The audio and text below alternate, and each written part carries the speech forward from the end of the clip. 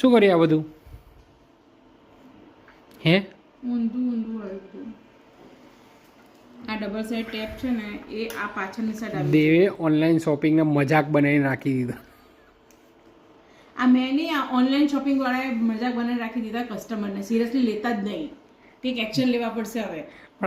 જેને તે કચરો નાખી દે છે. ફોટા બીજા કંઈક બતાવે ને મોકલે બીજું કંઈ. તો કે મીશો ઉપરથી એવું જ રહેવાનું.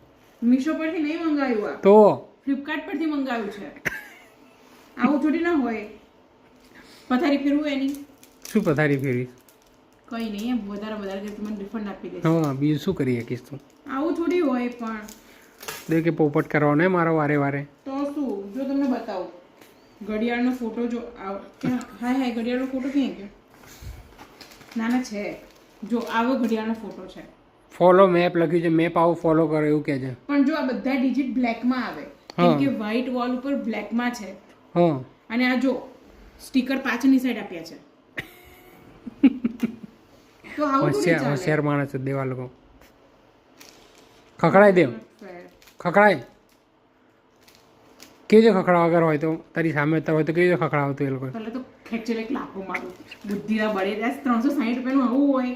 360 રૂપિયાનું કંપનીની મને ક્લોક મળી જશે દુકાનમાં જઈશ તો એવું ના લેવાય.